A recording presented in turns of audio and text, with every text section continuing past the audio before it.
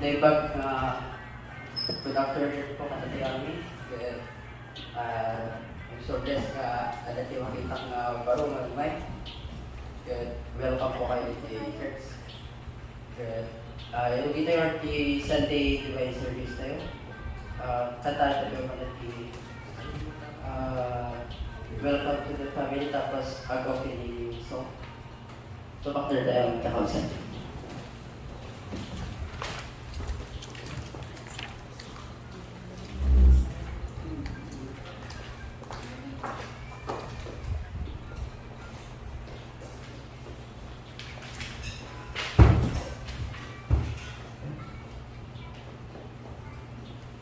So we welcome everyone, and the church is also considered a family. So as we open this service, let's shake hands to welcome each and everyone.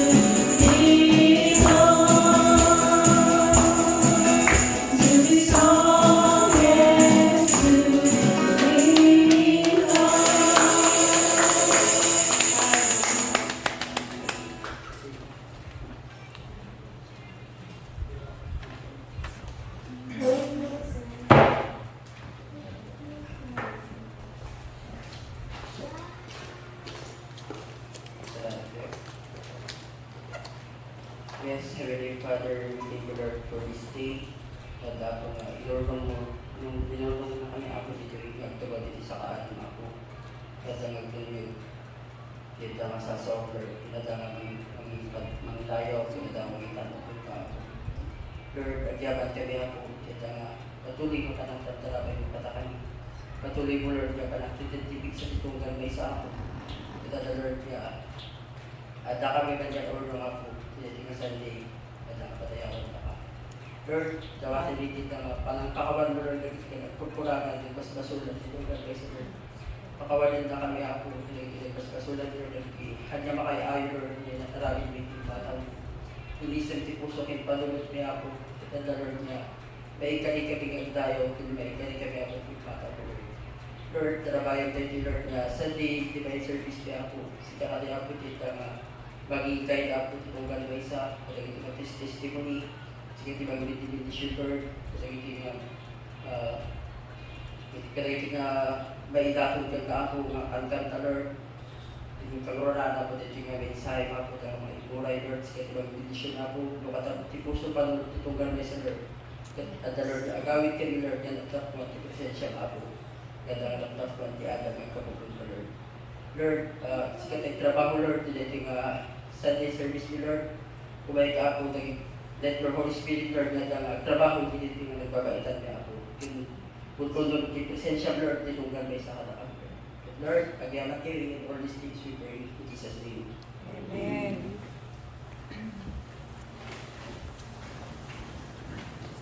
Amen. God is good All the time. all the time. God is good. So, may tayo testimony na kapsat. Okay, kapsat na ano ti natarami ti ako kanya tayo kung hindi kinaimbag na. Hindi anak. Ti kinaimbag ti ako ti ako ti patuloy na pa ng titig sa magtrabaho. Katutuloy na pa ng pagprotektor kanya. Kaya dati-dati ko may sa ako na kayo ka pasing-pasing bawat lang dati na ngayon agad-agad lang no at dati Sunday ka lalo no pag-testimony ka adi kay hato kay pulos nga tumakdan talaga kay nga hatak siya tipaktak na ti marunong bulbulan yung dapat kita yung patuloy na kami nga activity pa kay ako nga kay nga dami mga pagparimay ka din nga sasaod na dapat nga ma-share ti testimony kita yung bagay ako. Kiti na kanya in charge niya ako ng testimony. Hindi tawag ang testimony ka, kasta ulit iti burger ko nga. Ang pupulos niya ba yung bagay ti testimony. At dapat kita yung nakapapait apan ka. Makno agawit ako di balay ka. At sakay, makon-konsensya na kayo nga, ako nga ni bagat iti na yung bagay ako. So, diyan na, tiyak ko patuloy na panangaramat kayo na para di pakadaydayawan na. Kaya, tatakan. Hindi, pero tatay. Salat patuloy nga magpuprovide talaga yung kapos kasabulan. Patuloy nga, patuloy magtatarabi kayo ng katanda nga, patuloy na tangatang sir-serving ko na. Itit ko marti sumaro.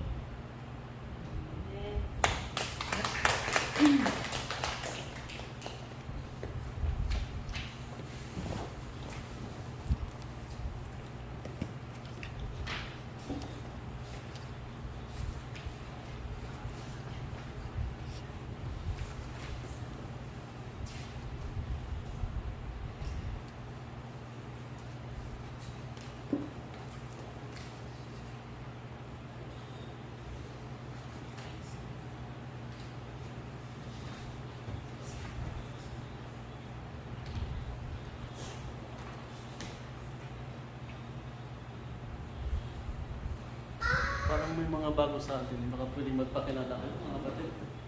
Para makilala namin ngayon. Pangalan na, pagkasan sa atin.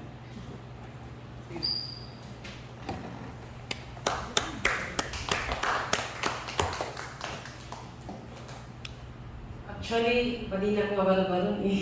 Hindi na ako bago kasi yung Sunday. Nandito na ako. By the way, ako si Mary Jane from Isabela.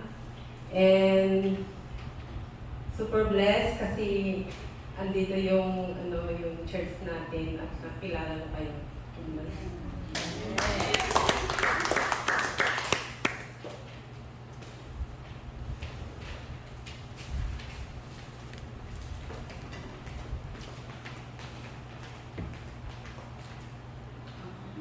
Hello po sa lahat. Ako po si Joy Riquez from General Santos City. Salamat at nakapunta ako dito dahil kay Jane. Yan lang po.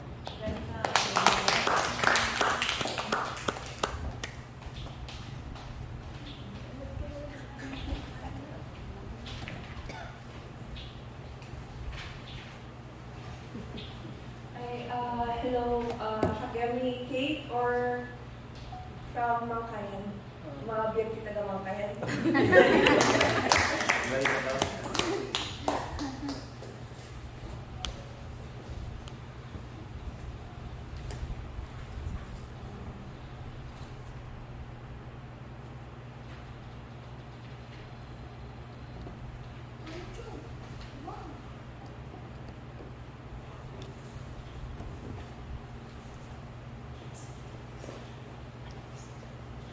Amen. Awas ko ba ng mga bird? So, ay tegarden, tumakder tegarden sa kapsat na patayawan tayo ti ako.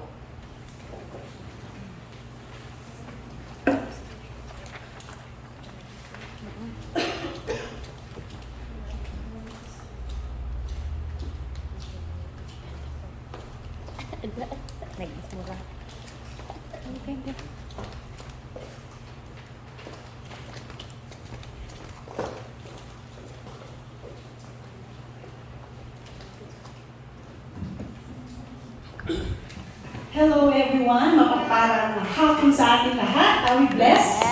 Nakaka-bless po. We are blessed because we are here to praise and worship the Lord. Yes, pero kita yung mga tao na nakasalagtaya pa yung tinihapon Diyos sa ito. For the Lord is my power.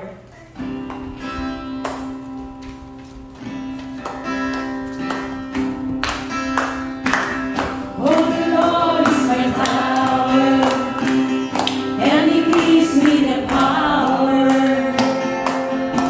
to tear down the works of the enemy. In the difficult hour, in the Christ every power, and bring the powers of darkness underneath my feet. For the Lord is my power, and He gives me the power to tear down the works of the enemy.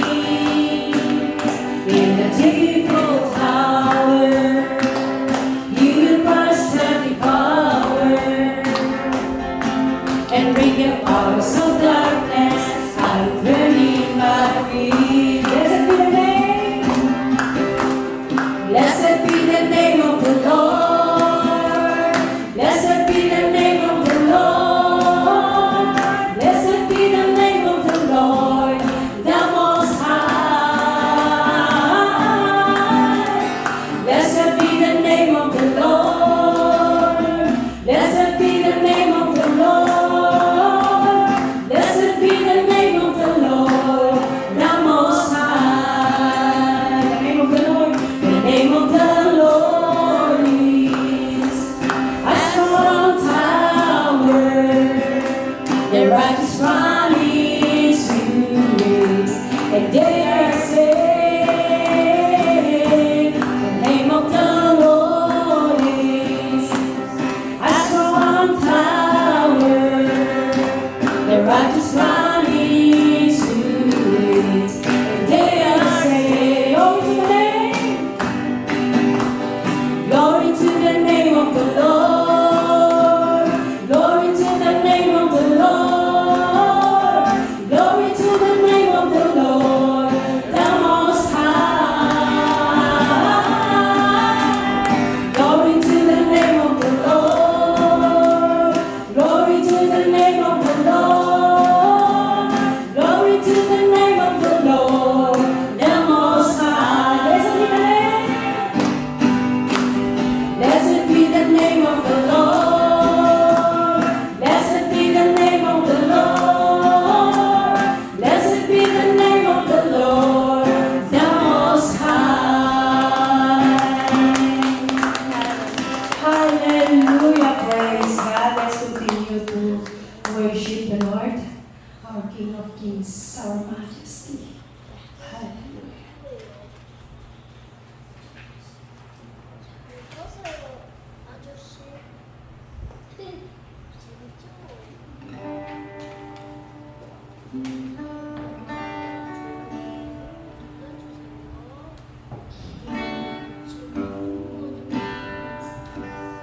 Majesty,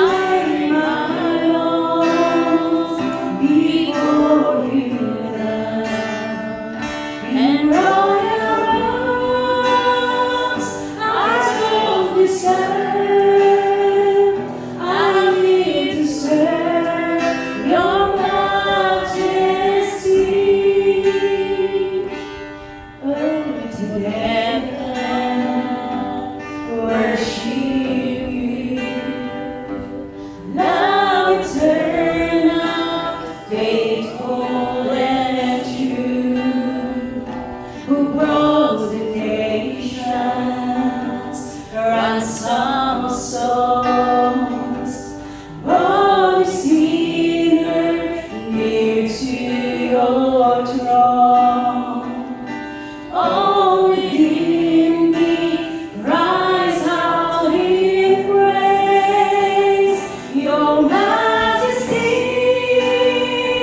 I cannot bow, I lay my own before You now. In royal robes, I don't deserve, I live to tell Your Majesty. Arumbaba, Kekapo, ang aming kong iadon ko. Jakmay kami, kay mahal at serbiyan. Kekapo, Arumbaba, Kekapo, ang aming kong iadon ko. Jakmay kami, kay makampo at serbiyan. Kekapo. Hallelujah, hallelujah. Apo Diyos, ato'y kami nga si papakumbaba nga dayaw ginagyaman iti kinaimbag mo, Apo Diyos, kadaan. Lord, we thank You for Your love, grace and mercy upon us, O God. Ngayon di ado nga pagbasbasulan mi, ado nga pagkulkuran mi, ado nga pagbibigdan mi. Kaya agtultuloy ng Apo Diyos, iparapon mo ka na kami. Lord, we don't deserve anything, and yet, agtultuloy lang Apo Diyos. Ito pa nang ibarbalik na Apo Diyos, iti presensyang ka na kami. We thank You, Holy Spirit, for being with us. We thank You for being our comforter, O God. We ask and we pray in Jesus' name. May tutuloy na kami na tarabayan, Apo Diyos. Continue to guide us. Continue to lead us. Para kinibanbanag, Apo Diyos, na pagayat ang kinpakalilayawan. Agyaman kami, Apo Diyos. Agyaman kami, Apo Diyos. Hallelujah. Tuloy tayo ang kantaan na grupahan. Kekapo, ang aming kong iadon ko. Jakmay kami, kay mahal at serbiyan. Kekapo, Arumbaba, Kekapo, ang aming kong iadon ko. Jakmay kami, kay mahal at serbiyan. Kekapo, at serbiyan. Kekapo, at serbiyan. Kekapo. Amen.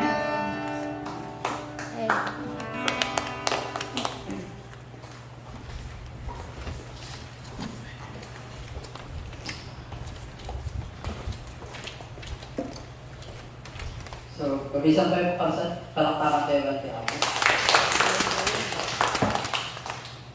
Okay, we are blessed. Punta na po tayo sa susunod. Ang pakikinig po ng salita ng Panginoon. Let's welcome Pastor Jersey. At ang share po sa Pastor Apo.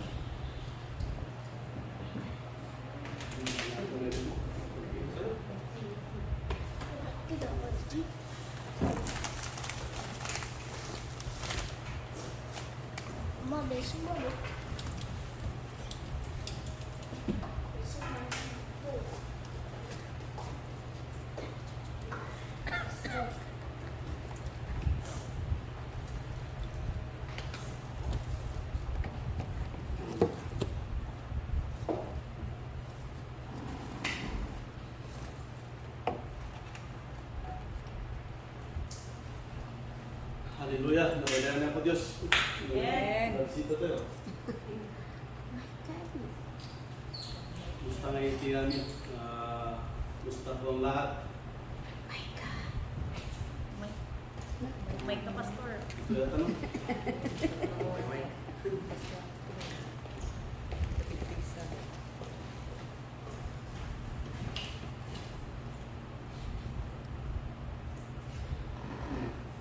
Sa kaya bugid, kaya mga katlaman ta. Para may dalit kong Diyos.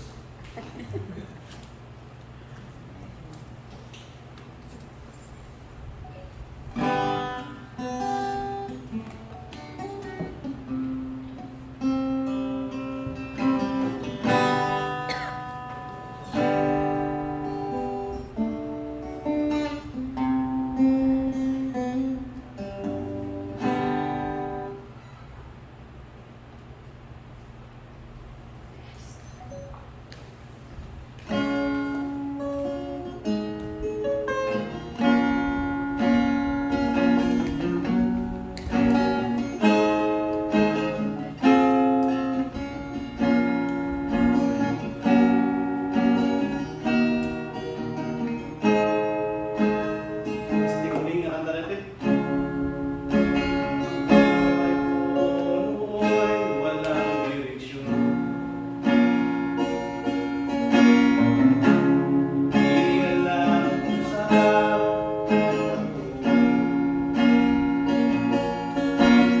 parang isyon natulad ko. Kaya pangarap napapabayaan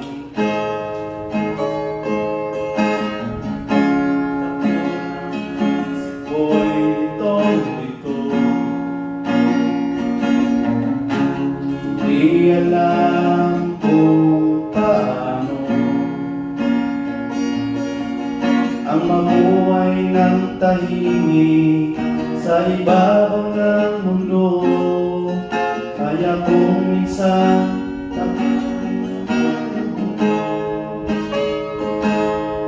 salamat at inibig mo ang isang katulad ko sa masamang gawain inabuo ako. Bibigyan mo ng pag-asa, buhay na dati walang saysay. Kung wala ka, nasaan na kaya ako? Kung wala ka, nasaan na kaya ako? Kung wala ka, nasaan na kaya ako?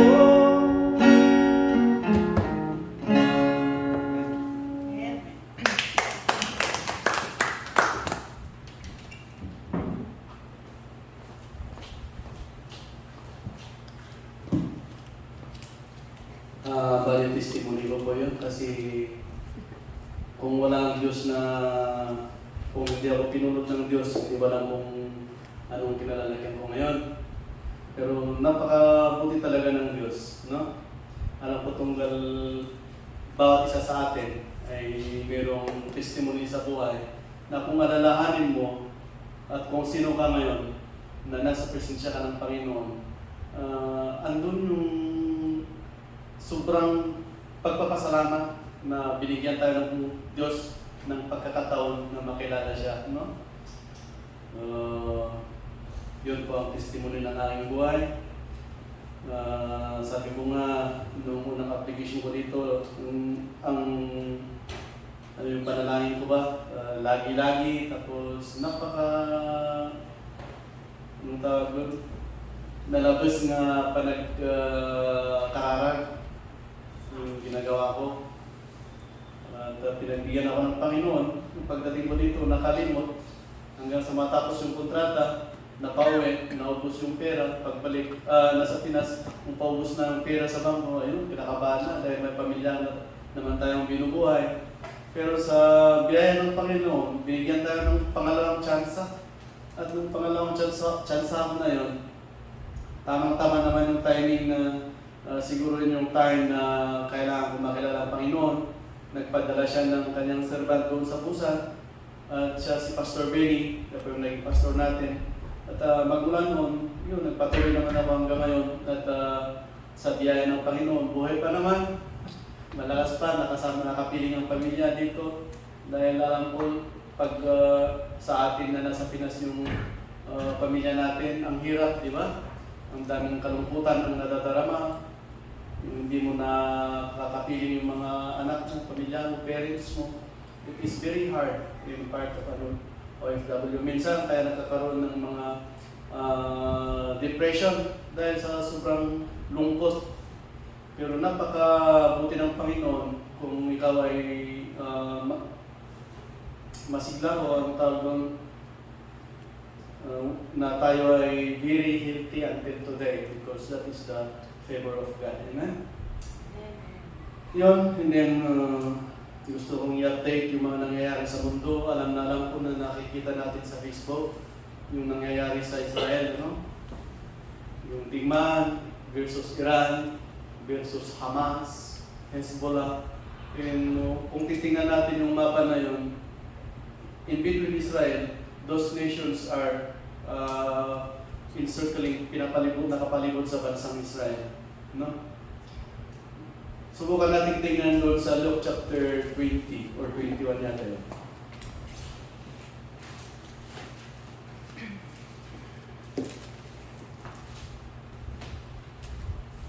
Luke chapter 20.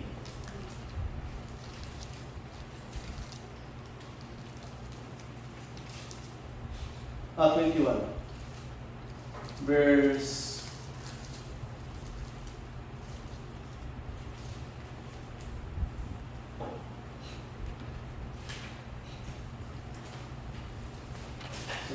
when you see Jerusalem, sabi niya,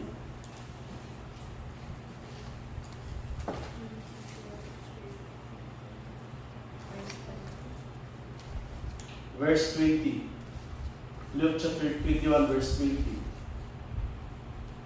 When you see Jerusalem being surrounded by armies, you will know that its desolation is near. Then let those who are in Judea flee to the mountains. Let those in the city get out, and let those in the country not enter the city. For this is the time of punishment and fulfillment of all that has been written. Sabi niya dito sa verse 22, fulfillment of all that has been written.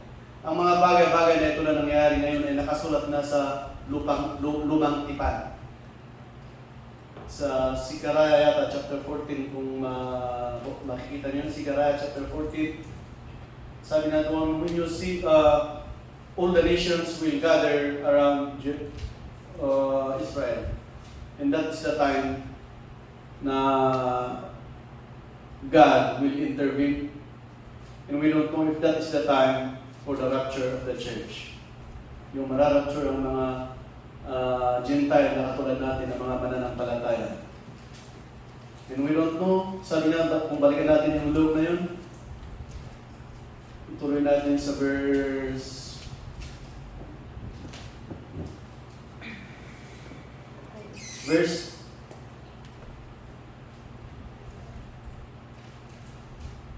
umpisa natin sa verse 1,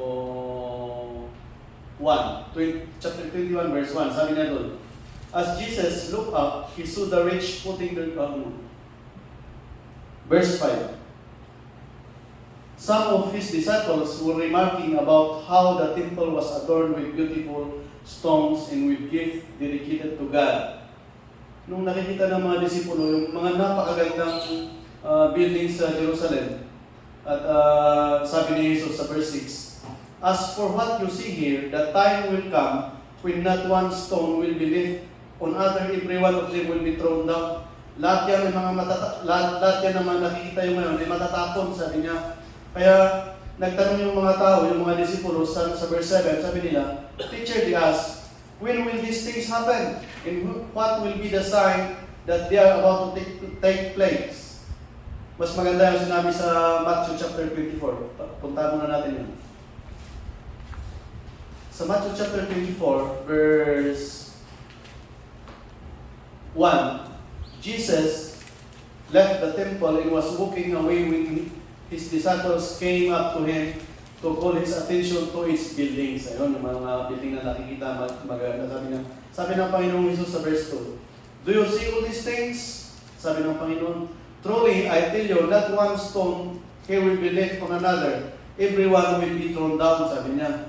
Tapos sa verse 3, nagtanong yung mga disipulo, sabi niya, as Jesus was sitting on the Mount of Olives, the disciples came to him privately. Sabi nila, "Tell us," they said, "when will this happen? And what will be the sign of your coming and of the end of age?" No, tinanong kung tatlong bagay ang tinanong dito. Kung kailan ito mangyayari, pangalawa, anong pangitain ng kanyang pagbabalik, at sinyal ng kahuli-huliang araw, sabi niya. Pagbasahin natin dito, ituloy natin sa 4 hanggang sa buong verse 24, lahat po yan ay mga pangitain na malapit ang darating ng Panginoong Hesus. At kasama po dyan ang digmaan. Nations will rise against nations. Mga false prophets, may nadideceive, no? May mga false prophet na nagsasabi sila ang Panginoon, sila ang sugo ng Panginoon. Mga ganyan po ang mangyayari. At kung balikan natin doon yung Luke chapter 21, verse 29, verse 28, sabi niya dito, "When these things," anong mga bagay na sinasabi, tinatanong dito, yung mga nangyayari na yung panahon na tigmaan, there are earthquakes, famines, sakit, at kung ano-ano pa na kasamaan nangyayari, sabi niya, "When these things begin to take place, stand up and lift up your heads, because your redemption is drawing near." Sabi niya sa verse 29, he told them this parable, "Look at the fig tree and all the trees. When they sprout leaves, you can see for yourselves and know that summer is near." No? Malapit na mag-summer na, next month na, summer na. Kung napansin nyo nung bago nagkaroon ng ulan, nag-sprout yung mga tanim sa labas, ano? And sabi niya, doon mo malalaman na malapit na ang summer. Verse 31, "Even so, when you see these things happening, you know that the kingdom of God is near." Ganon din, kung nakikita niyo yung mga pangitain na ito, yung mga digmaan, nation against nations na yan, there are earthquakes, sakit na malala, sabi niya dito, "Even so, when you see all these things happening, you know that the kingdom of God is near." Malapit po ang pagbabalik ng Panginoong Hesus. At sa verse 32, "Truly, I tell you, this generation," anong generation? Sabi na, this, yung kasalukuyang generation, "will certainly not pass away until all these things have happened." Mangyayari po yan. Sabi na, "Heaven and earth will pass away, but my words will never pass away." Saan yung nakalagay dun na sa Matthew, balikan natin yung Matthew chapter 24, verse 36. Sabi naman ng Panginoong Hesus dito, "But about that day," pero yung araw na yan, na pagbabalik ng Panginoong Hesus, "about that day or hour, no one knows, not even the angels in heaven, nor the Son, but only the Father." Sabi niya, walang nakakaalam, kahit yung anak. Ang nakakaalam lang, ay ang tanging nakakaalam lang ay ang amang nasa langit. "As it was in the days of Noah, so it will be at the coming of the Son of Man. For in the days before the flood, people were," anong ginagawa ng mga tao noon? Sabi niya, "people were eating, drinking, marrying, and giving in marriage, up to the day Noah entered the ark." Inihalin tulad ng Panginoong Hesus ang kanyang pagbabalik sa time ni Noah. Dahil nung time ni Noah, habang ginagawa yung arko, sinasabihan ng mga tao na maghanda tayo kasi may baha na darating. Ang mga tao walang ginagawa, kumakain lamang, nagiinuman, nag-aasawa, and then giving in marriage. Kung mga ganun nangyari, many to say, ganun din yung mga pangitain na malapit na ang kingdom of God. No? Parang nakakatakot, pero huwag tayong matakot. No? Because there is a promise of God na kung sino man na maniwala sa kanyang anak will have eternal life. Pero paano? Paano tayo mag-umpisa na makilala ang Panginoon, na magkaroon ng relasyon sa Panginoon? Even in sa isang mag-asawa o mag-partner, pag nag-away yan, walang reconciliation na mangyayari hanggat may nagpapakumbaba at may repentance. Ano? Karamihan sa atin mga sa Katagalugan, they really show repentance. Pag sa ating kaigurutan, medyo okay na yung, sige, sorry, mga ganun lang, di ba? Yung galing mo lang yung nasabi mo, pakainin mo sa labas, ganyan lang siguro. O kaya kung anong, but there is always a humbleness in terms of reconciliation. No? Walang mangyayari reconciliation kung ang dalawang magka-partner ay punong-puno ng pride. No? Walang mangyayari reconciliation. Meron man siguro, but for a short time. That is why, sa atin din sa Panginoon, there must be repentance. There must be humbleness. Kailangan natin magpakumbaba sa sarili natin at lumapit sa Panginoong Diyos. Amen? Sa Mark chapter 1.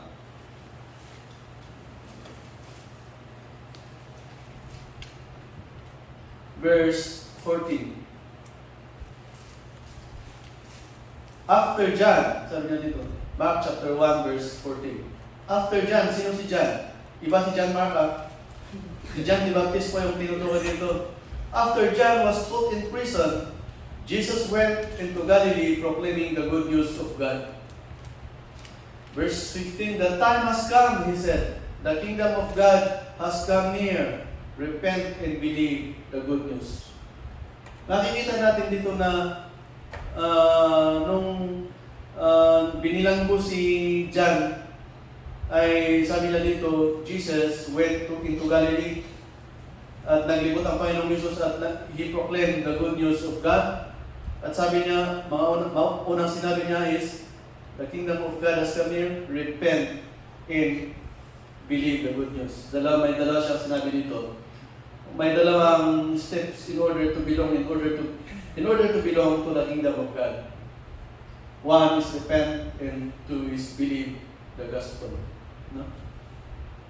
Ano po ba kasi yung repentance? No? Ang repentance, hindi yung mag-repent at tapos balikan mo yung dating ginawa mo. Ano? Kahit naman sa mag-asawa, pag nag-repent ka sa asawa mo, dapat hindi mo na gawin. Kasi pag ginawa mo ulit, away ulit yan. At ang kinahantungan, hindi natin alam. Hiwalayan, karamihan yan, hiwalayan. Dahil sa pride, no? Repentance is 180 degrees turning away from that sin. 180 hanggang ganito. Hindi 360 kasi pag 360, bumalik na, no? Circle na yun. Voluntary change in the mind of the sinner where he turns from sin and to repent is to stop sinning. Kanya ka dito Tagalog iti repent. Humingi ng kapatawaran. Ay, tama ba? Forgiveness pala lang. Repent. Pagpapakumbaba? Ganun di ba? Pag ako sa kasalanan. Basta repentance. English na lang. Pagbabago. Oh.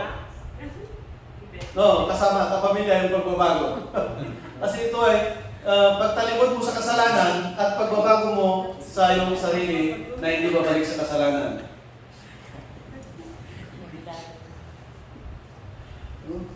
Lahat, sabi po ng salita ng Diyos sa Romans chapter 3 verse 10, no one is righteous, not even one. Ibig sabihin po, lahat tayo makasalanan. No? Kaya kailangan pala natin talaga repentance before having our relationship with God. Amen? Pag-aralan natin yung tungkol sa prodigal son. Alam natin lahat yun. Hindi na bago yun. Luke chapter 15.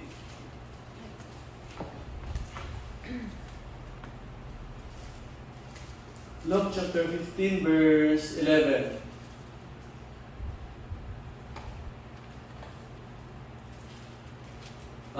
Basahin muna natin yung 4 hanggang 10. Sabi niya sa verse 4, suppose one of you has 100 sheep and loses one of them, doesn't he leave the 99 in the open country and go after the lost sheep until he finds it? And when he finds it, he joyfully puts it on his shoulder and goes home. Then he calls his friends and neighbors together and says, rejoice with me, I have found my lost sheep. Verse 7, sabi niya, I tell you that in the same way, there will be more rejoicing in heaven over one sinner who repents than over 99 righteous persons who do not need to repent.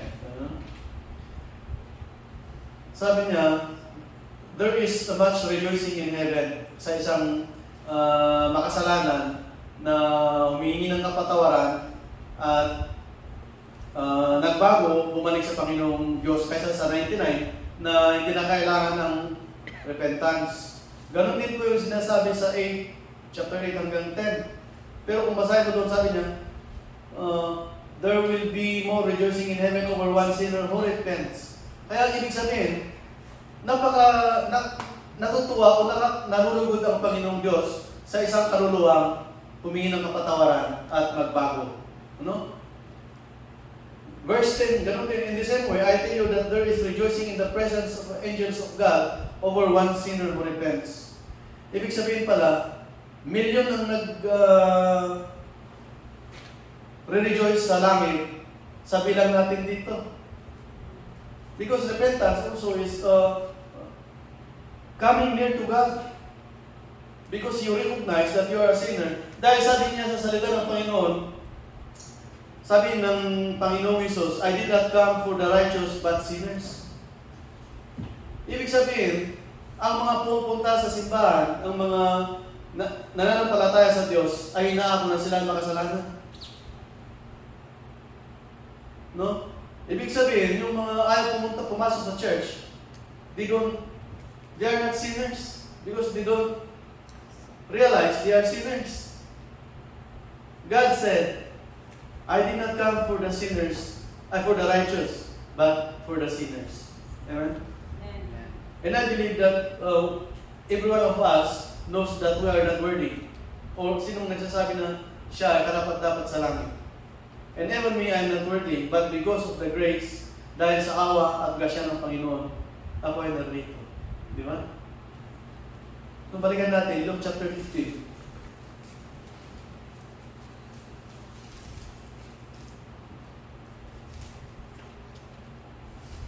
Verse 11. Sabi niya, Jesus continued, there was a man who had 2 sons.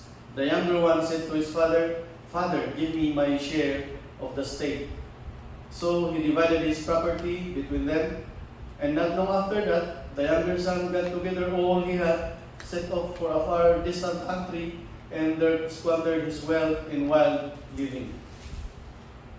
After he had spent everything, there was a severe famine in that whole country, and he began to be in need. So he went and hired himself out to a citizen of the country, who sent him to his fields to feed the pigs. He longed to fill his stomach with the pods that the pigs were eating, but no one gave him anything. When he came to his senses, he said, how many of my father's hired servants have food to spare? And here I am starving to death. I will set out and go back to my father and say to him, Father, I have sinned against heaven and against you. I am no longer worthy to be called your son. Make me like one of your hired servants. So he got up and went to his father, but while he was still a long way off, his father saw him and was filled with compassion for him. He ran to his son, threw his arms around him, and kissed him. Nakikita natin yung senaryo na yung isang anak, hiningi yung kanyang mana at lumayo sa kanyang ama. Sa kanyang pagkalayo, ginastos niya ang kanyang kayamanan, and then famine came, naubusan siya, at naging nagutom, walang pagkain, wala siguro mapasok ang trabaho. At naalala niya, he realized, naalala niya yung pinanggalingan niya, yung pamilya niya, may kaya, sobrang-sobra sa pagkain, kaya doon siya nakarealize, na balik na lang ako. makikita natin dito that there is a picture of sin. Sa verse 12 pa lang, sabi niya, the younger one said to his father, "Father, give me my share of the estate." So the father divided his property between them. Ano yung makikita natin kasalanan dito? Self-will. Pansariling kagustuhan. Maganda sana ang buhay niya, pero dahil sa kanyang pansariling kagustuhan, hihingin niya ang kanyang mana. And even in us in the highlands, hindi pwedeng kunin mo yung mana mo kung buhay pa yung parents mo. Pwede siguro gawin, but maraming mangyayari dyan. Away magkapatid. There will be yung relasyon sa pamilya magkakaroon ng sigalot. But nakikita natin na we also have been tayo din ay naging makasarili din tayo. In the sense na gusto natin na maging sa atin yung freedom natin imbis na we choose to follow God. Gusto natin sariling kagustuhan natin.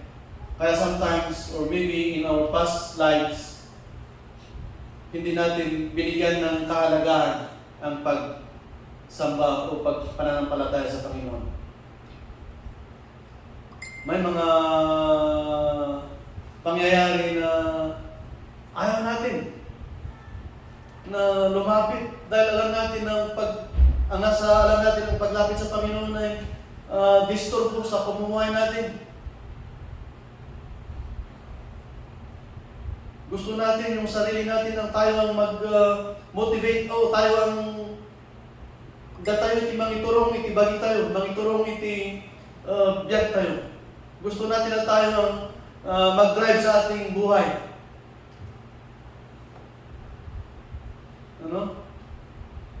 At ang pangalawa is separation.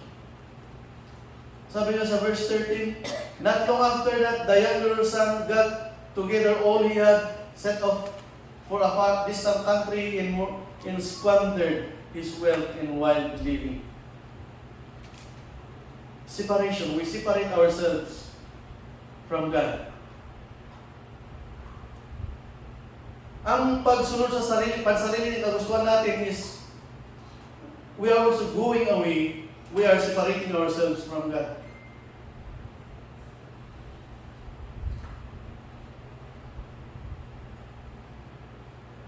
Gustong-gusto natin na tayo yung oras natin. Na tayo gugugulan sa oras natin, imbis na God said, bigyan natin ng isang araw ang pagpupuri sa Panginoon because in the seventh day, God rested from His work. At ganoon din sana ang gusto niya sa tao, we should rest. Hindi, kahit in Sunday kung may time tayo na makapag-worship in any of the day in a week. No? We separated ourselves from God. And verse 14, after he had spent everything, there was a severe famine in that whole country, and he began to be in need. Habang inilalayo natin ang sarili natin sa Panginoon, lalo tayong nalulugmok sa kasalanan at mapupunta tayo sa in need, magkakaroon tayo ng parang kailangan sa buhay, and then there, nagkakaroon na ng kasalanan dahil yung kailangan natin sa buhay, tayo na ang gumagawa ng solusyon. That is why hindi naman ito dahil nagabot tayo para makahanap ng ikakabuhay natin. But sometimes we abuse. Dahil instead na bigyan natin ng isang ng pagkakataon ng pagpupuri sa Panginoon na siya nagdala sa atin dito sa ibang bansa, we only use the everyday in our life to earn money. No? Kaya kahit linggo, magtatrabaho tayo para because of money. Because we were in need, we are in need when we go away from God. Samantalang pag nasa presensya tayo ng Panginoon, wala na tayong kailangan. Mamatay ka man sa physical, pero buhay na buhay ka sa spiritual in the next life. Di ba? That is why, yung bata na ito, nung lumayo, nagastos niya na lahat ng kanyang kayamanan, nagkakaroon na siya ngayon ng pangangailangan. At alam niyo yung sumunod, sabi niya, verse 16, he longed to fill his stomach with the pods that the pigs were eating, but no one gave him anything. Lalo siyang namubok, lalong bumaba ang kanyang pamumuhay. Kaya kahit man lang yung pagkain ng baboy, gusto niya, o yun na lang siguro ang kinakain para lang mabuhay. And now, if we don't realize at yung sarili kapakanan natin ang sinusunod natin, hindi natin bigyan ng pagkakataon ang tawag ng Panginoon sa atin, baka tayo manulugmo, baka tayo lalong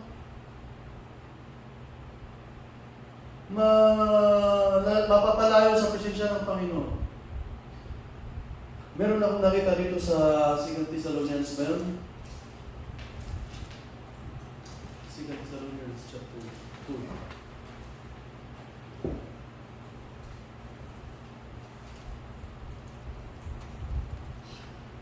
Second Thessalonians chapter 2 verse 9. The coming of the lawless one will be in accordance with how Satan works. He will use all sorts of displays of power through signs and wonders that serve the lie. Ito po kasi sa kahuli-huliang araw, may lalabas na tinatawag na Antikristo. And that time, sabi ng paglabas ng Antikristo na yan, ay parang si Satanas na gumagawa or display power, nagkaroon siya ng kababalagan, there will be power, makarami iti nakaskas daw nga banag. No? At sabi niya sa verse 10, in all the wicked ways that wickedness deceives those who are perishing, they perish because they refuse to love the truth and to be saved. Ang sinasabi niya nito, yung Antikristo, i-deceive niya yung mga tao. Yung mga tao na tinatawag ito, yung mga tinatawag natin mga they perish. Yung mga tinutukoy dito is yung mga tao na they refuse to love the truth. They refuse to go to church. They refuse to serve God.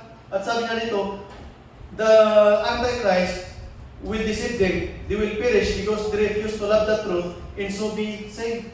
Ibig sabihin, dahil ayaw nilang, mga tao ayaw nilang bigyan ng pagkakataon ng pananampalataya sa Panginoon, Satan will give them total blindness. May sinabi yata doon.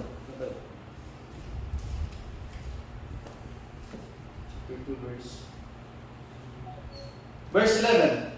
For this reason, God sends them a powerful delusion so that they will believe the lie. Dahil dito, dahil sa mga tao ay ayaw pagbigyan ng pagkakataon na makilala ang Panginoon, God will send them powerful delusion, yung pagka-delusion. Parang panakabusat, para di nila o pagkahilo siguro, what term? Kaslangan nga panakaulaw, takno, handang na may kantikundawin nga, para hindi na sila mabigyan ng pagkakataon na makilala pa ang Panginoon. That is why, sa mga tao sana na inaakay natin na pupunta ng church, sana nga panalangin ko pag sa akin, sana bigyan nila ng pagkakataon. Kasi ang masamang mangyayari, pag hindi nila bibigyan at ganun sila, magmamatigas lagi, sabi niya, God will give them powerful delusion so that they will not believe the truth. Mawalan na sila ng pagkakataon na makilala pa ang Panginoong Hesus. Amen?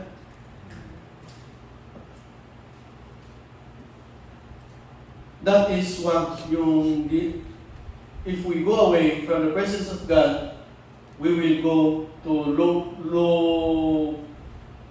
anong tawag? Ano dito? We will be in need. Nagkakaroon tayo ng pangangailangan. Ang ating pangangailangan na yan, tayo na mismo yung gagawa ng paraan para mabigyan ng solusyon yan. Imbis na Panginoon, ilapit natin sa Panginoon, tayo na yung gumagawa, and then sariling solusyon, nakukuha mo yung gusto ko sabihin? We try to give solution in our own problems, and we don't know that our solution is being away from God. Napapalayo tayo lalo sa Panginoon. Katulad nitong nangyayari sa bata na ito. No? Amen? Amen. Ano ba ang picture of sin na makikita natin dito sa verse 15 and 16 din? Sabi niya, so he went and hired himself out to a citizen of the country who sent him to his field to pigs. He longed to fill his stomach with the buds that the pigs were eating, but no one gave him anything. Sabi niya dito, so parang yung bata became so hungry that he longed to fill his stomach with pig's food. In Israel, ang ano nila sa baboy is hindi kinakain, basura o napakadumi. Kaya itong bata na to, ganun na lang. Lumapit na lang, he hired himself to be a servant at taga-alaga ng baboy, at he longed to fill his stomach with the pig's food. Nakikikain nila sa mga baboy. Ano ito sa buhay ng isang mananampalataya? Yung napalayo sa Panginoon, hindi lahat na lang ng ang klase ng pumuhay natin ay wala nang hindi natin makikitaan ng isang tip o isang kinakaawa ng Diyos o kaya ano kaya. Lalo ang pamumuhay natin ay sa makamundo na lang. Ang pamumuhay natin ay namumuhay tayo sa buhay makamundo. Ano ba yung mga pamumuhay ng makamundo? Sariling kalalaman. Ano pa yung verse Timothy?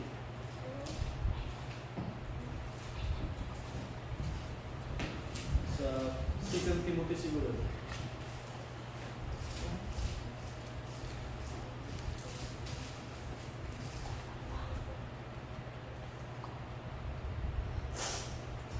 Second Timothy chapter 3. But mark this, there will be terrible times in the last days. People will be lovers of themselves, lovers of money, boastful, proud, abusive, disobedient to their parents, ungrateful, unholy, without love, unforgiving, slanderous, without self-control, brutal, not lovers of good, treacherous, rash, conceited, lovers of pleasure, rather than lovers of God. At ang pinakamalala sabi niya sa verse 5, having a form of godliness but denying its power, having nothing to do with such people. Ang sinasabi ko na namumuhay na mga tao sa makamundong pamuhay, ito na yung kanilang ginagawa. Sabi niya, una sa verse 2 is, lovers of themselves. Minamahal lang ang sarili. Makasarili. Lovers of money. Ayun, minamahal. Pag-ibig sa lapi. Tama ba? Ano ba yung pag-ibig sa lapi? Gusto lang natin kumita ng pera. No? Kahit may sakit ka na. Nakatrabaho para kumita ng pera. No? Ano pa? Boastful. Mayabang. Proud. Abusive. There are lots of abuse na nangyari yan. Disobedient to their parents. Unholy, without love, unforgiving. Slanderous, without self-control. No? Yung trabaho ng company. Sige pa, das mga mata, isto na, una na natapos. Subukan mo lumapit. Alam na alam mo yung katrabaho mo. No? Subukan mo lumapit. Subukan mo akong sigawan. Mga ganyan. Walang self-control. Brutal. Not lovers of good. Treacherous. Rash. Conceited. Lovers of pleasure. Lovers of pleasure rather than lovers of God. Yung gusto-gusto mo lang, yung mga Sunday, basketball na Sunday. Hindi mo, okay lang sana siguro kung you go to church muna and then you go play. Mga pleasures yan. Yung sinasabi ko na verse 5, having a form of godliness but denying its power. Akala ng mga tao, they are godly, pero hindi nila isinasabuhay ang pamumuhay ng isang Kristiyano. Sige, nag-post po. Marunong ka mag-post ng mga verse sa Facebook mo. But hindi mo naman isinasabuhay. Ito ang tinutukoy dito. Ito yung mga tao ngayon. They are not really Christians. Hindi talaga sila binago ng Panginoon. They are not born again. Kasi ang born again is pagbabago. No?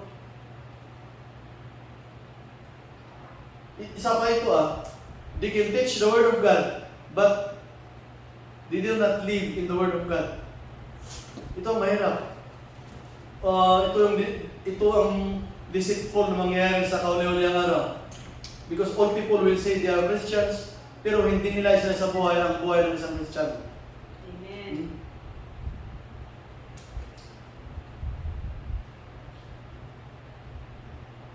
So, sa bagay na ito, sa nabasa natin na ito, nakita natin ang mga kasalanan o paglayo ng isang tao sa Diyos. Tayo mismo, lumalayo tayo sa Diyos din.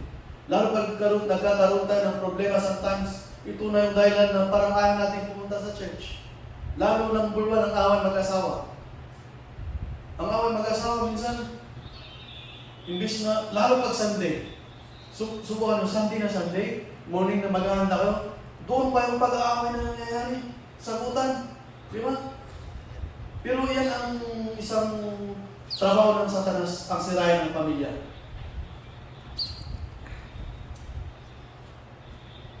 Nagiging rason yun para minsan, ayaw mo na mag-church. Yan ang mga bagay na kailangan natin i-overcome bilang isang Kristiyano. Kahit siguro nagsigawan tayo, punta pa rin kayo ng church, di ba? God will speak in our hearts. Maayos at maayos din po yan. Mga ganyan, mga bagay-bagay na nagagawa natin na napapalayo tayo sa presensya ng Panginoon. Those are picture of sin.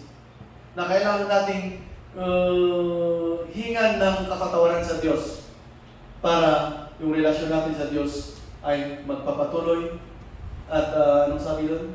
Burning. Yung umaalap na pagsisilbi o relasyon sa Panginoon. Amen? After that, ituloy natin basahin doon. Verse 17, when he came to his senses, he said, how many of my father hired servants have food to spare? In here, I am starving to death. I will set out and go back to my father and say to him, Father, I have sinned against you, against heaven and against you. I am no longer worthy to be called your son.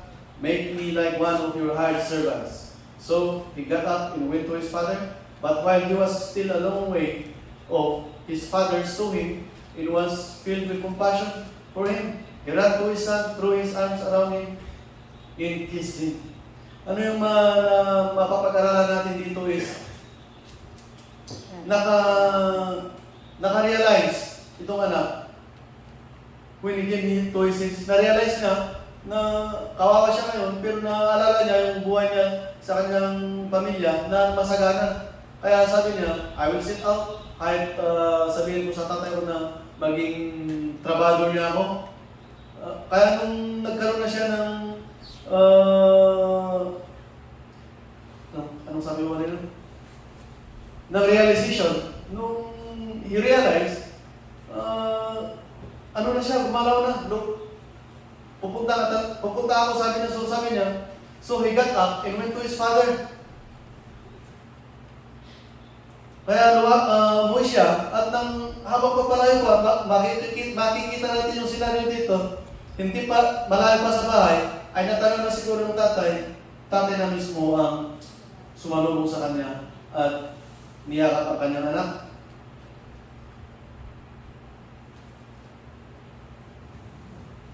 This is, makikita natin dito, there is a state of repentance. One step is realization. Sabi niya, he came to his senses and realization, and then you decide. There must be decision. And after decision, we should carry out our decision. Now, realization, we should realize first that we are sinner. Kailangan nating ma-realize na tayo din talaga ay makasalanan at magkakaroon tayo ng desisyon ngayon na lalapit sa Diyos.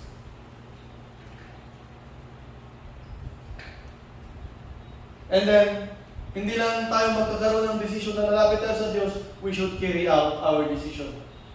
Kailangan nating gawin ang ating decision. A person must realize that he is a sinner and must admit it in order to repent. Dahil sabi niya sa Romans chapter 3 verse 23, all have sinned and fall short in the glory of God. Lahat ay nagkasala. And then, one must decide to turn away from sin. If he refuses, then he can repent. He can't repent.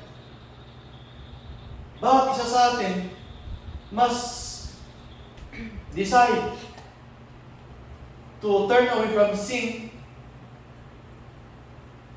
and we should carry out that decision to come to God, to come near to God, humble ourselves, accept God as Jesus our Lord and Savior. Amen. So isa po ang itinuturo nito. And in sin, we need to repent and carry out, or we need to repent from our sins and restore our relationship with God. Every time in our life, when we sin. Pero kailangan ba natin na every day, we need to ask repentance?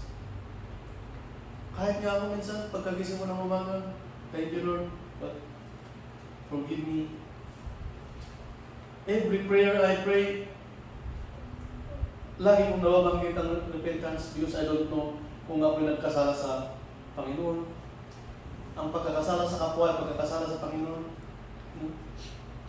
So that is why every time I pray, I ask for repentance.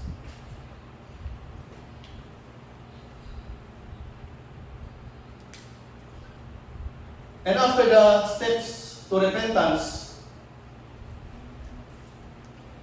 doon natin makikita that God accepts us. Dahil it shows dito sa verse 21, sabi niya dito, the son said to him, Father, I have sinned against heaven and against you. I am no longer worthy to be called your son. Alam ng anak na siya nagkasala at sabi niya, hindi ako karapat-dapat at natawaging anak. Ganun yung anak sa tatay. And this is also, nakikita natin dito na sa ating pagkakalayo sa Panginoon, nagkakaroon ng yung relasyon natin parang nawawalang bisa, and then we need to ask repentance para yung relasyon natin o para yung what should I say?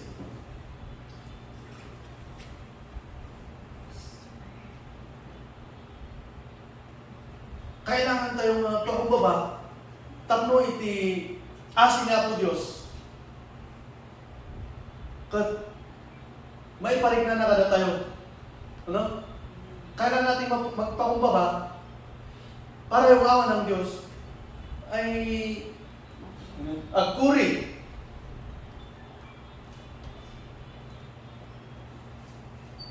Kasi pag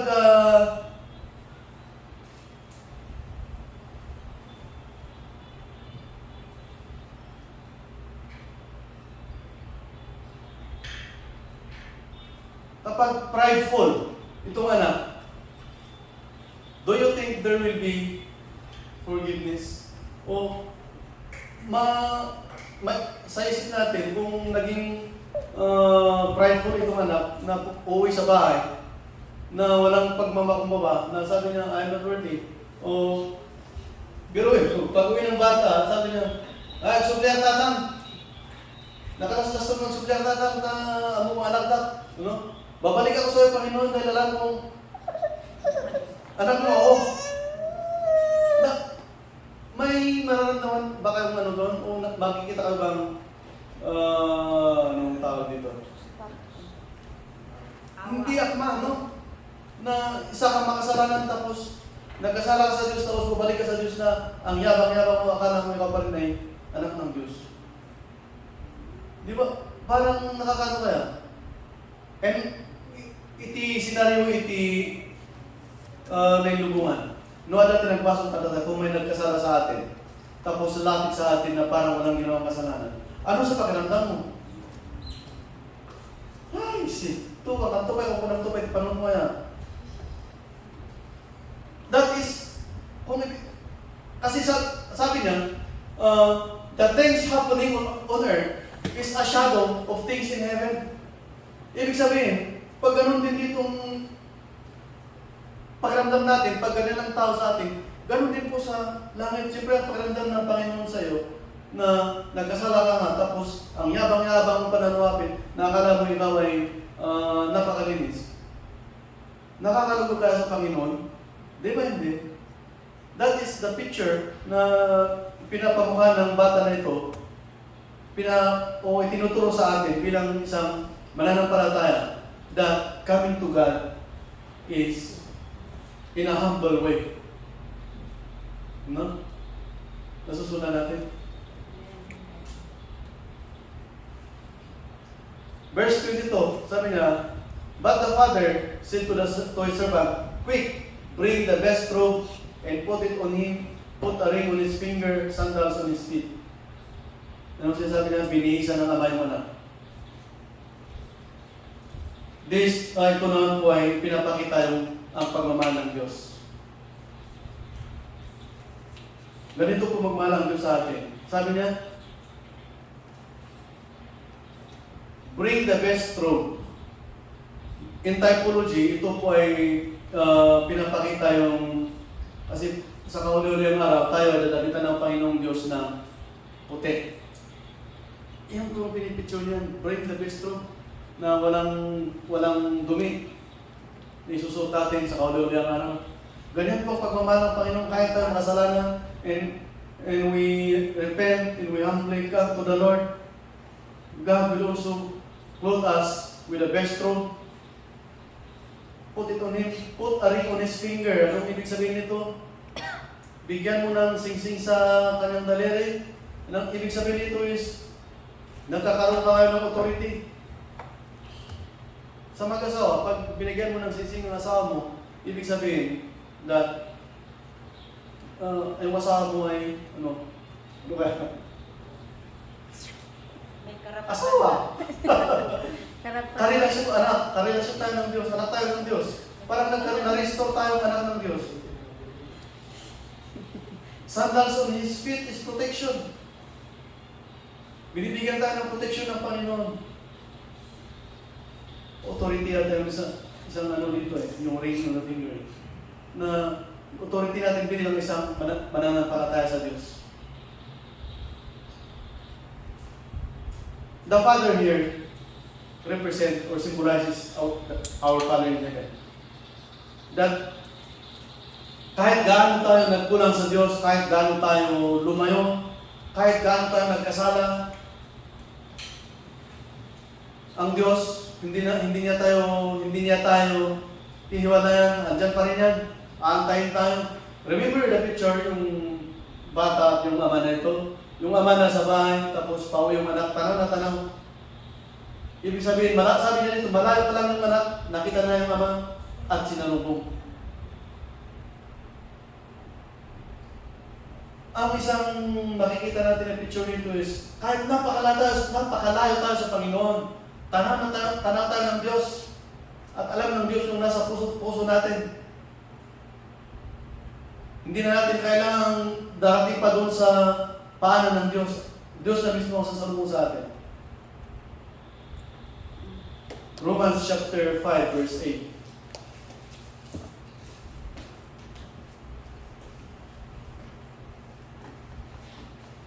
Ang bilis yung makakita doon, nakasilpon mo yun.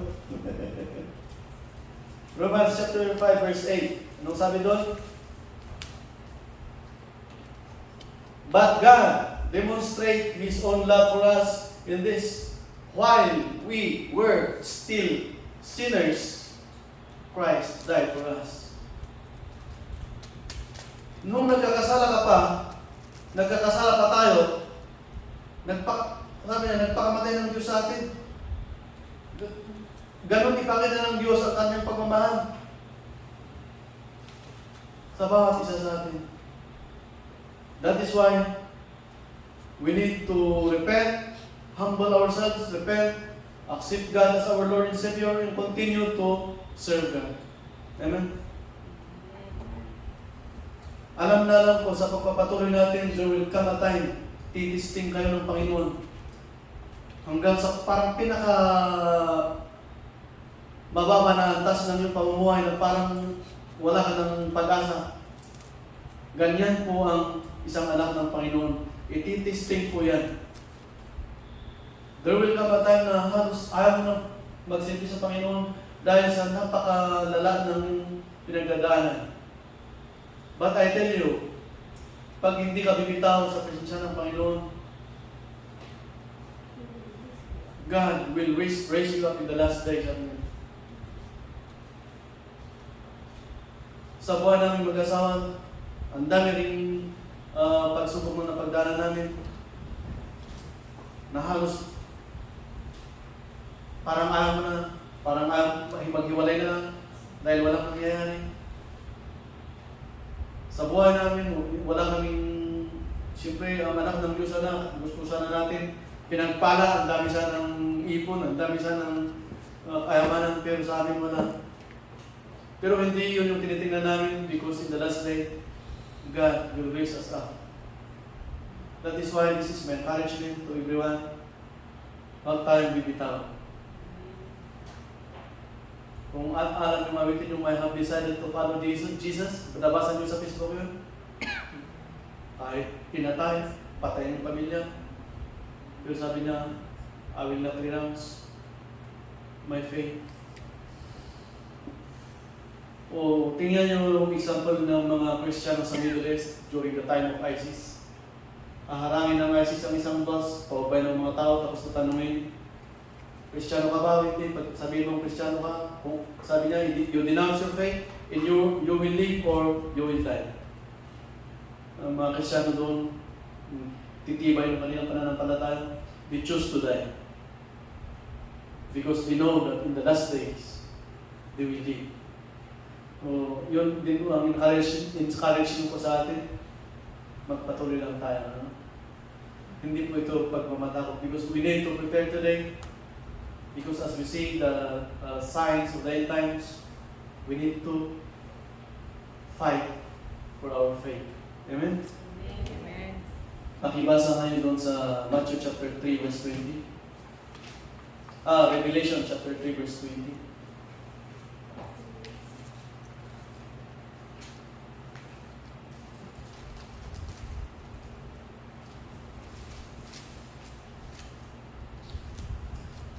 Here I am. I stand at the door and knock. If anyone hears my voice and opens the door, I will come in and eat with him. Eat with that person and be with me.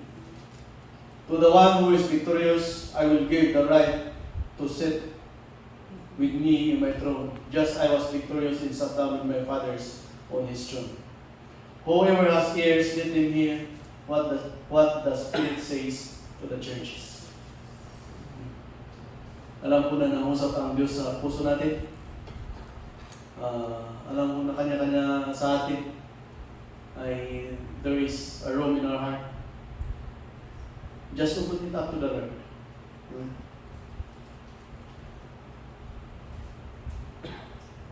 Bago tayo manalangin, can you pray for yourselves to the Lord?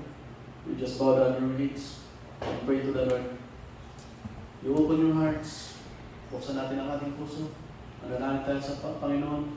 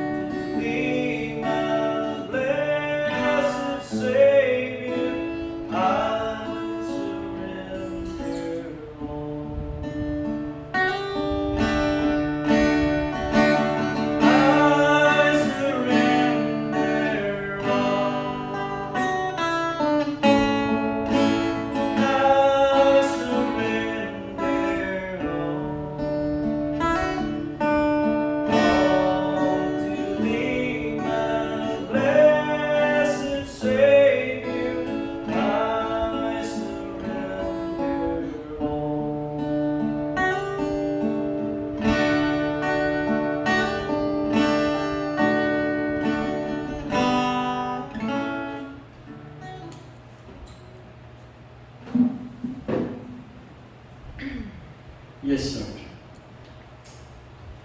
Thank you, Father God in heaven. Lord, maraming salamat sa iyong pagmamahal. Lord, maraming salamat sa maraming pagkakataon na binigay sa amin. At maraming salamat, Panginoon, sa iyong mga salita na natutunan namin that you said, while we were still sinners, Christ died for us. Lord, thank you for showing us mercy, for giving us your grace. Thank you, Lord,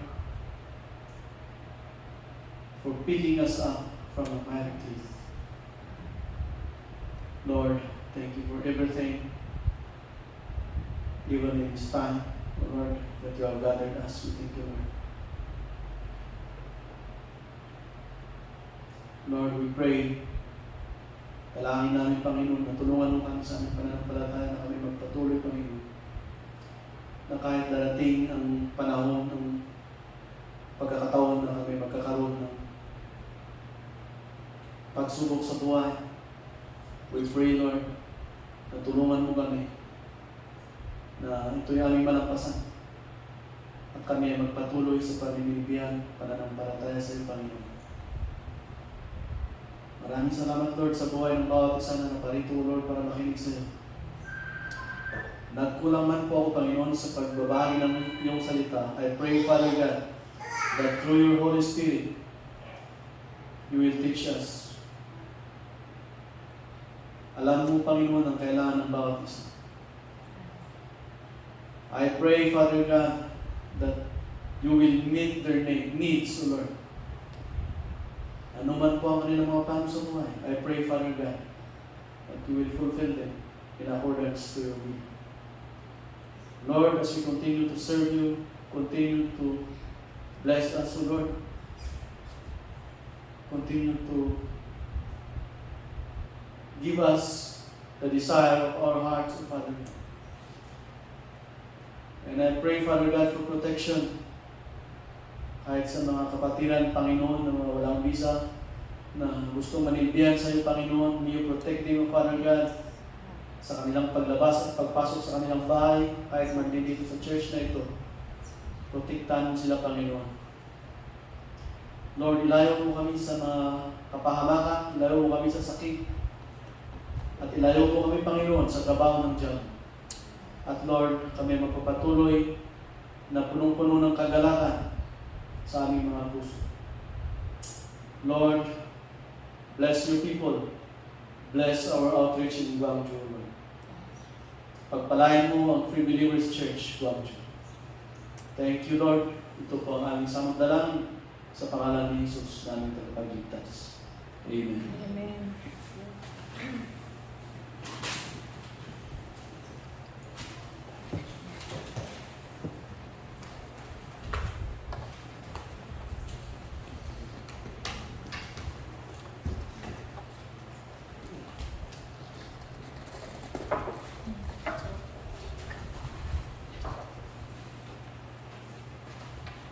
Thank you po, Pastor. Yung word of God, Tumako lang po tayo sa susunod, yung pagbibigay. Ito si sa opening. Okay.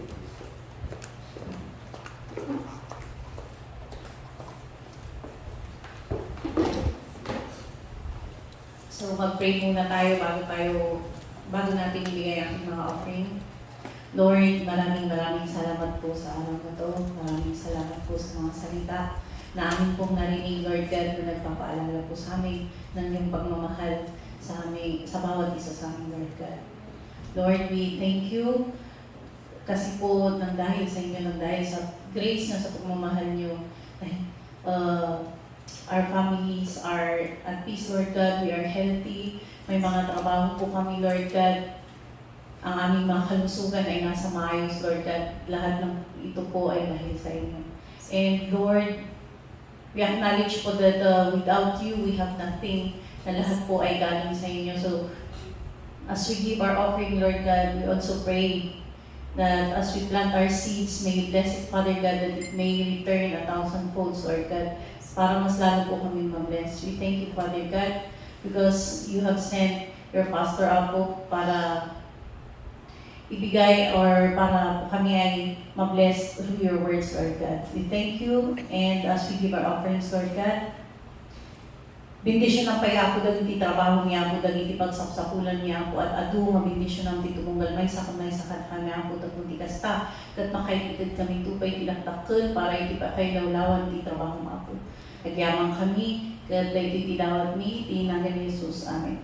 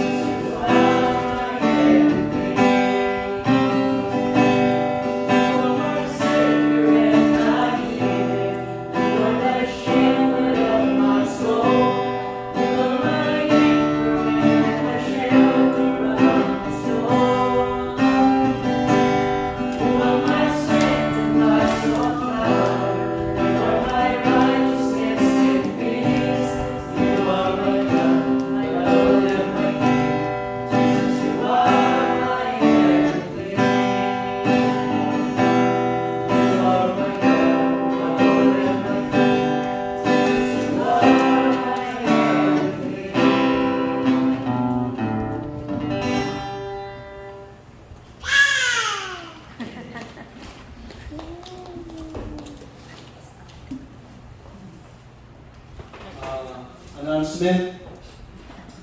July 27, we have planned for baptism, water baptism, Jirisan, sa Jirisan. So, siguro malapit sa atin yun, baka pwede tayong lahat pupunta doon, May candidate for baptism kami sa Busan. And meron dito, baka gusto nyo magpabaptize. By the way, ang baptism po, pag dito po kayo nagpapabaptize, hindi po ibig sabihin na membro na kayo ng church dito. Kasi hindi ko alam, baka may church kayo sa Pinas. Pero inuunod po yan din sa Pinas yung baptism dito. Ganon din po sa amin. Kung halimbawa, nabaptize sa church mo sa Pinas at nakikitalo ka dito sa church natin, accepted po yan. But if you want hindi pa nabaptize, if you want to have your baptism here in this family, it's open po. Siguro sa susunod, pag-aralan natin ng baptism kasi parang ano kasi yan eh. Yung iba sabi nila, ay, mahirap yan, baka punto yung church nyo. Yung iba, ay hindi, baka sabihin nyo, membro nyo na kami. Hindi po ganun yun. But it is, baptism po kasi is an outside expression of repentance. Yung parang, ipinoproclaim mo talaga na ikaw ay nagbagong buhay, you go to baptism, yun po yun. Parang expression, yung outside expression of repentance. Yun lang po yun. Kung gusto pa niyong malaman kung ano yung pwede po kayong magtanong para masagot natin ng tama yung nasa loob natin. Whole day. So, whole day tayo doon sa Jirisan. Mga siguro, ilang oras na doon? Kasi sa Busan, 2 oras. 1 hour and 30. Ay. Mas malapit sila. Mas malapit sa inyo. Pati di ko 1 hour 30 minutes. So, kung gusto natin lahat, doon tayo sa 27, that is Sunday. Si Pastor Billy po ang mag-officiate. And then after that, sa August 3, kasunod na linggo nun is anniversary namin sa Busan, sa Guinea. So, kung gusto natin, punta ulit tayo doon. Parang joint fellowship na rin. Daegu in Gwangju at Guinea magkakaano tayo. Ano pa ba? Prepare that presentation that day. Sa anniversary, kung makakadalo kayo, baka mangyari na maghanda kayo ng presentation ninyo para may palabas naman tayo doon. Ganun din po ang Daegu. Ganun din po ang Busan. So, hindi ko alam kung problema nyo ang sasakyan. Pag-usapan nyo. Ano yung pwede natin gawin? Okay lang? Okay lang. Kada tayo? Kaya tayo mapanjay Guinea. Amen. Pwede rin pong biyahe ng Sabado ng gabi. Pero yung mga babae, kailangan kuha ng tulugan. Yung mga lalaki pwede sa church. Kasi may kwarto naman po doon. Awal ba tawag ng Pastor Biniging ka about DJ ko natin ng church mo? Amon pa'y pastor, kasat nung gayam na yun. Ay, awal din pa ganun ka? Amon pa'y. Ura siya kaya, ura mo dati ang Sa magan tayo man ka. Tagong ulayot lang na hindi katadawin mo. Kasi may plano tayo sana na kung makakuha tayo sana ng pwesto na church para sa sarili natin yung oras na kahit umaga ng linggo o kaya gabi ng Sabado, pwede tayong pupunta doon, mag-practice.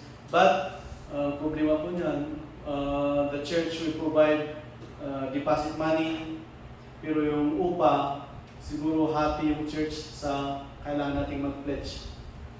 So, kami din po sa Guinea, nag-pledge din po kami para sa church. Pero that is our sacrifice para mapalugod natin ang Panginoong Diyos sa sakripisyo natin. Amen. That is how to serve God. We need sacrifice. Hindi lang yung time natin, yung time ito, sakripisyo din itong time natin, imbis na magpahinga tayo. But we came to church because we know how God loves us. We were saved by His grace. So, ito, sacrifice. Sometimes, sa church, money is sacrifice also. Kailangan gagastos na yan. Because sabi niya sa salita ng Panginoon, no one should go to church empty-handed. Alam mo, dala ka pagmamahal, hindi lang pera, pagmamahal sa kapwa. So, yun. Kung may katanungan pa sa church natin, sa pamilya na ito, mangyari, you can ask questions. By the way, si kapatid, meron po tayong church sa Malaybalay, there in General Santos also, meron po tayong church doon. In parts of Bisaya region, marami po tayo doon. Kahit sa Leyte, meron tayo sa Leyte. And then, Central region, Manila, marami po tayo. So, pwede yung yung mga kapamilya niyo doon kung wala silang dinadaluhan. Yun lang po. Ano? Adapti sa Lonsod? Wag lang pera kasi wala na pera. Sa Lonsod sa buhay-buhay pwede. Sinong magsasara nito ako ba? Ay, si Grace. That's my wife.